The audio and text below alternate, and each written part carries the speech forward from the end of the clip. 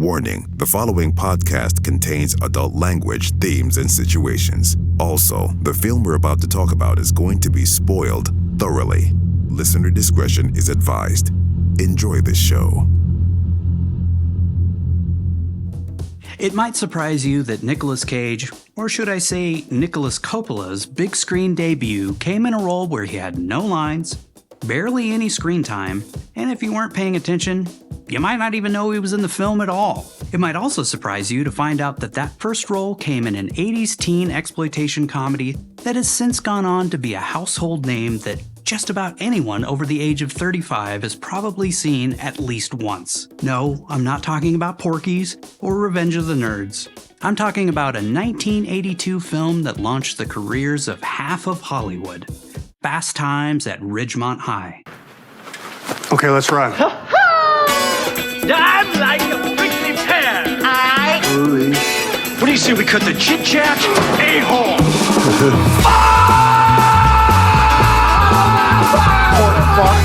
Porker! How'd it get burned? How'd it get burned? How'd it get burned? Hey, have you ever been dragged to the sidewalk and beat until you pissed blood? Welcome to One Cage at a Time, the show where we break down every single Nicolas Cage movie, one film at a time. Here are your hosts, Patrick, Vince, and Nigel. A whole bunch of teenagers do teenager things like work, go to the mall, smoke tons of weed, wreck other people's cars, and lose their virginities to 26-year-olds at the age of 15. You know, kid stuff. And we watch as they all learn valuable life lessons and come of age. Ladies and gentlemen, here are your stars. Fast Times at Ridgemont High stars a laundry list of future superstars, like the guy who couldn't be any different in real life than the laid-back stoner he plays in this film, Sean Penn, Beverly Hills Cop series staple Judge Reinhold, Brat Pack adjacent star Jennifer Jason Leigh, scene stealer whose big moment in this film led to the sexual awakening of countless teenage boys, including yours truly, Phoebe Cates, and a handful of future stars in bit parts such as Eric Stoltz, Taylor Negron, Anthony Edwards, Forrest Whitaker, and of course, ever lurking just off screen doing goofy dances and wearing dopey hats, Academy Award-winning actor and Brad's Bud number 4, Nicolas Kim Coppola, better known as Nicolas Cage.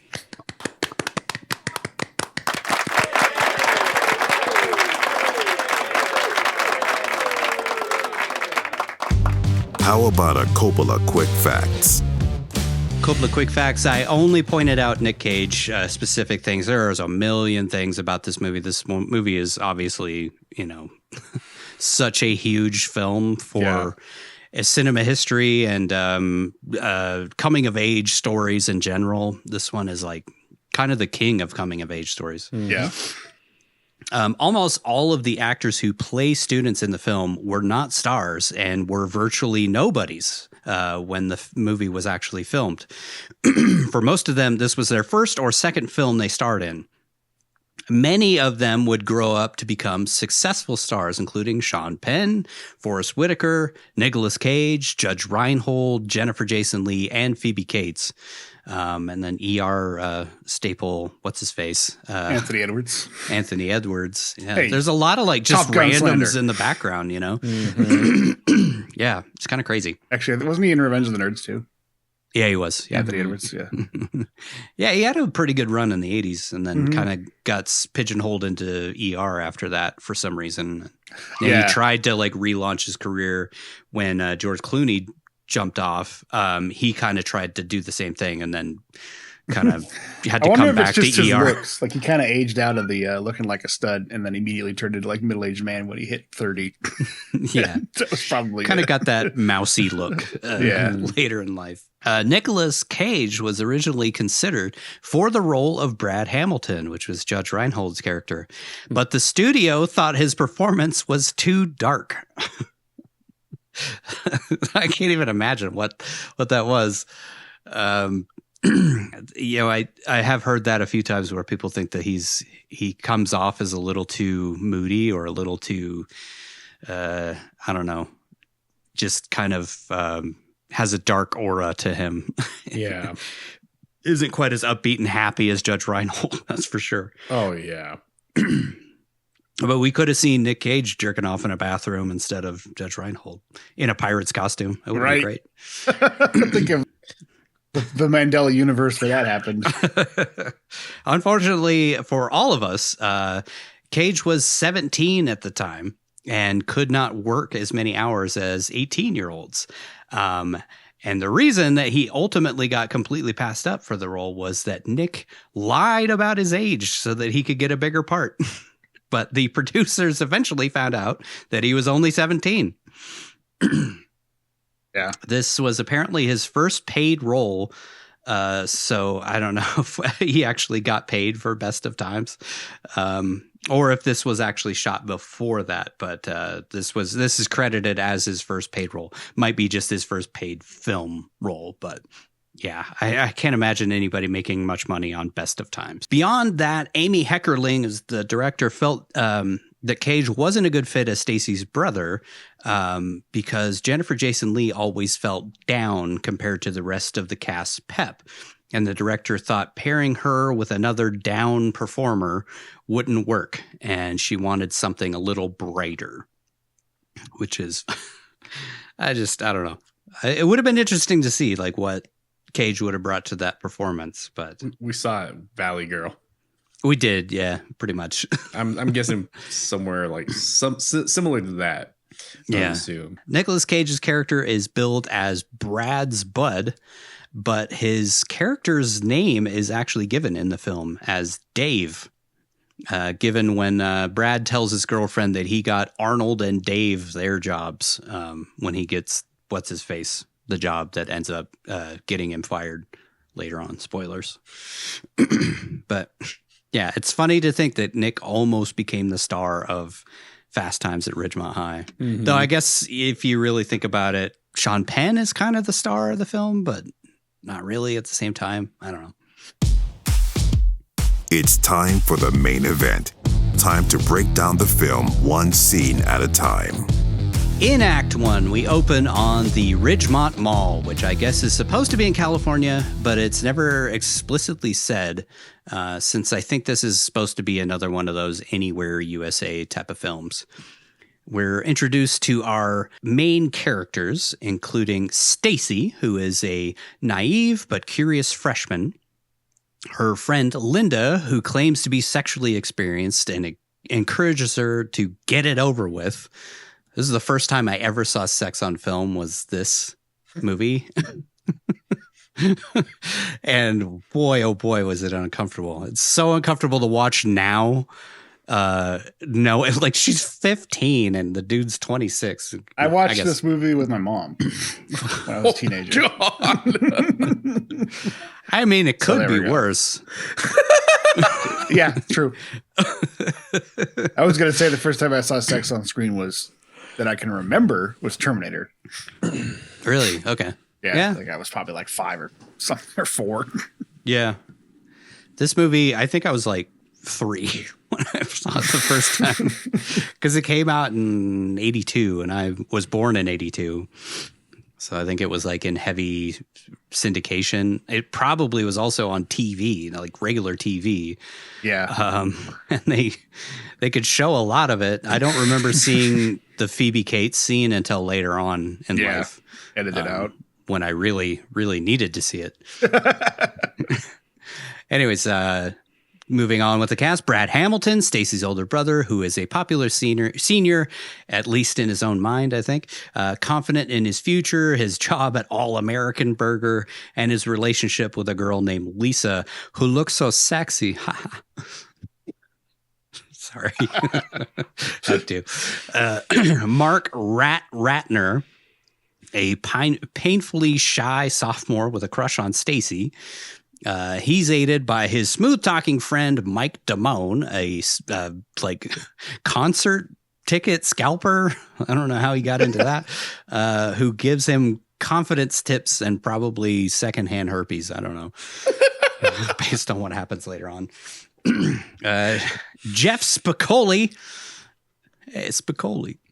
a stoner surfer who lives in his own world, much to the chagrin of his history teacher, Mr. Hand, who's determined to make Spicoli learn something. Good luck. Next, we're treated to Stacy's sexual awakening. After being pressured by Linda and the adult world around her, Stacy has a sexual encounter with a guy named Ron Johnson. It's like straight out of a porn. A 26-year-old stereo salesman.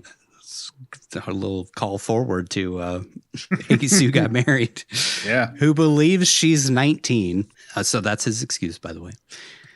And he has sex with her in a dugout, not in her dugout. I mean, technically, but in a dugout. Then vanishes for the rest of the movie. This is a pivotal event that leaves her emotionally confused, that is not uncomfortable at all. Yeah, I think he found out how old she was, like, because he like calls her house at one point. Mm-hmm. Ugh. Yeah, still uncomfortable all these years later. In Act 2, we see Mark and Stacy's attempt at romance. Mark using Damone's 5-point plan that he comes up with. He's like, never trust advice from a doofus who sells concert tickets. He invites Stacy to dinner, and despite some awkwardness, they connect. But when she invites him in and makes a sexual advance, Rat panics and bolts, terrified of messing it up. Or I don't know, he's just scared because it's his first sexual encounter. It was like 5 minutes after meeting her, she's ready to jump his bones. What a slut. Just slips. I mean, seriously, throughout, we see her in like 3 scenes and she fucks a different dude in every one of them. That's all I'm saying. Whatever. Stacy's rebound with Damone happens right after this. Hurt by Rat's sudden withdrawal, Stacy turns to the more experienced Damone in a spontaneous and unromantic encounter in her pool house. They have sex for like 10 seconds. And Damone, anxious and immature, tries to avoid her at every fucking scene after this. I think he just feels guilty about taking his friend's girl. Next, we see Brad's self-image erode as he's fired from All American Burger for lashing out at a customer who's like trying to get his fucking breakfast refunded to him because it didn't match the 100% guarantee that the restaurant says. This is like the one scene where we get a close-up on Nick Cage, by the way. I think this is the only scene where he has like full-on screen time. But then Lisa breaks up with him. He cycles through demeaning jobs, most notably at Captain Hook Fish and Chips, which just leads to the best part of the whole movie, of him wearing this fucking pirate costume during this. One infamous scene that all of us have watched on repeat many times, I'm sure, shows him fantasizing about Linda, Phoebe Cates' character, and is caught masturbating in the bathroom. Did anybody ever knock around here? It's one of the most iconic and cringeworthy moments in 1980s teen cinema, or all cinema. But that scene leading up to it is amazing. Also iconic. Yeah, for a couple of reasons. Mm-hmm. Spicoli's antics reach new levels, ordering pizza in class and perpetually disturbing Mr. Hand's lessons, which, by the way, I read that a lot of Sean Penn's bits were completely improv, and Ray Watson was genuinely annoyed by him and was really getting fucking irritated by him. Can't see Sean Penn irritating anybody.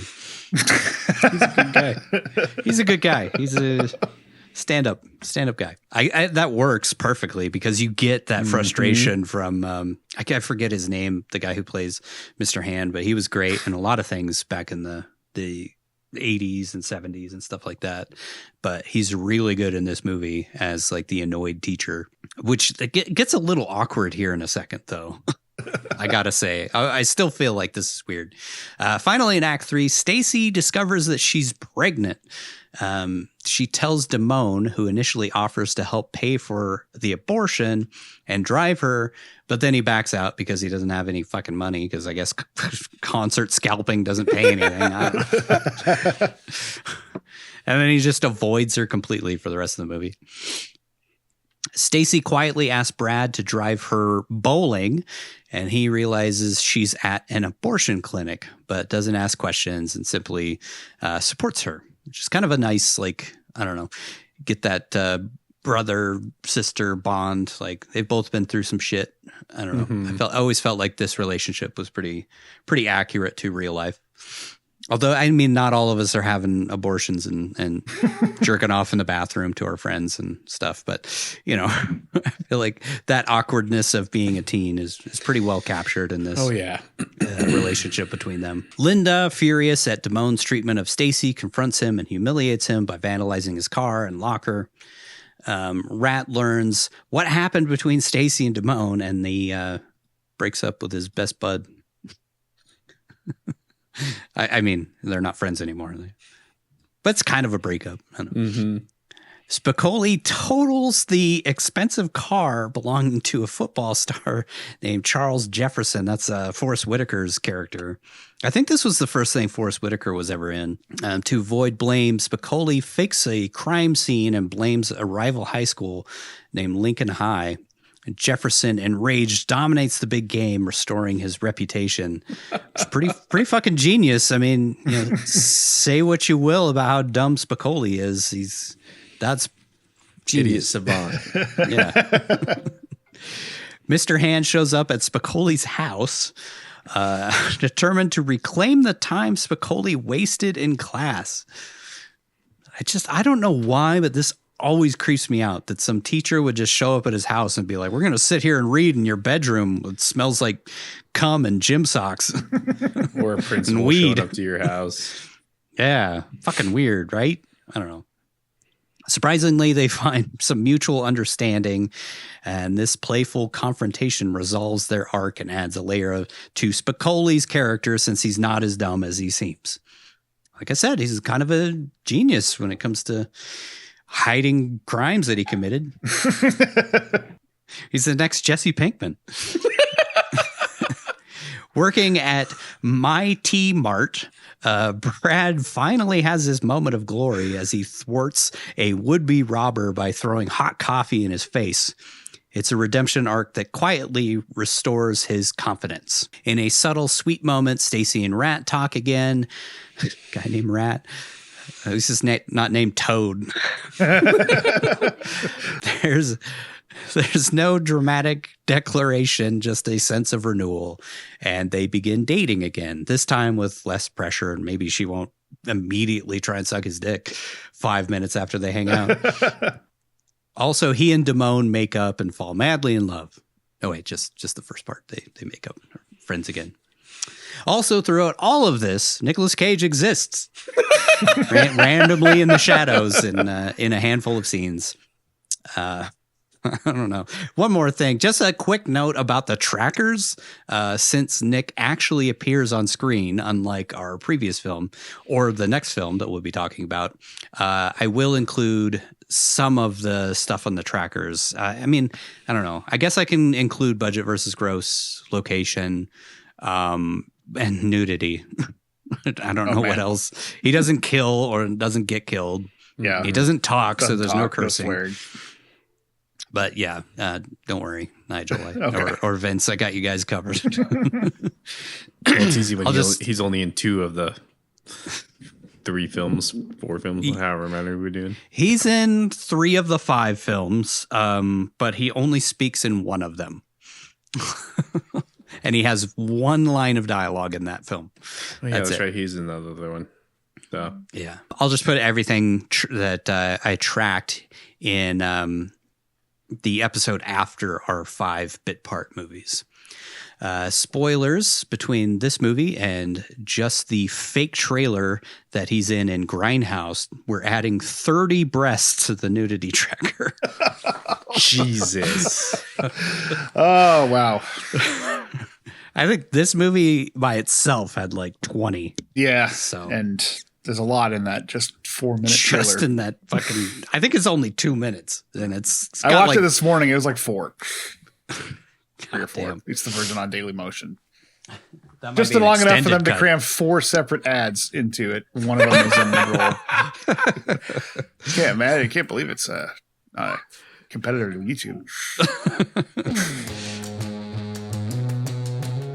That's it for this episode of One Cage at a Time. As always, be sure to drop us an email at onecagepodcast@gmail.com to let us know if we missed anything, or hit us up with suggestions to improve the show, comments, compliments, or simply to gush about the legend that is somewhere in this movie. Yeah, I would like, if anybody out there has any more insights and stuff on these bit part movies, definitely to send them our way, because these would be fun ones to go back into and dive a little deeper into. Especially a movie that's great, like Fast Times at Ridgemont High. Next, we'll be watching another film that Nick doesn't actually seem to appear in, even though he is supposedly credited as an extra. Well, he's an uncredited extra in this film. But I don't know. It's officially on his IMDb. I don't know. That's kind of where we're tackling things from. The Outsiders.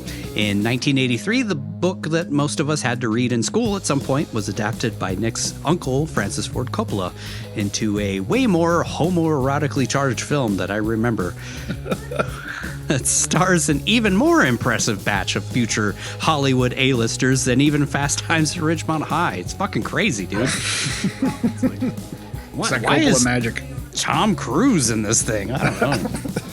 It's weird that he's like the least memorable of the gang members is Tom Cruise somehow. Anyways, make sure to check it out wherever fine films are sold or on your streaming service of choice. Until then, we'll once again just take our favorite line from the movie since Nick didn't speak at all.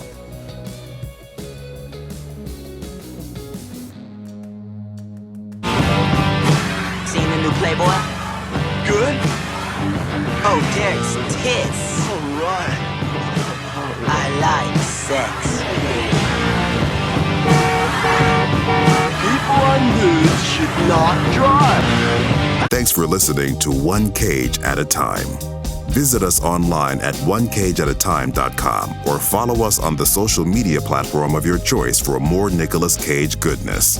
Don't forget to like and subscribe to our YouTube channel, and if you really like the show, become a member of our Patreon where you can download unedited and ad-free episodes, as well as listen to our follow-up show, Back Into the Cage, where we re-examine each movie to discuss what we missed the first time around, answer listener questions, and wax poetic about the man, the myth, the legend that is Nicolas Cage.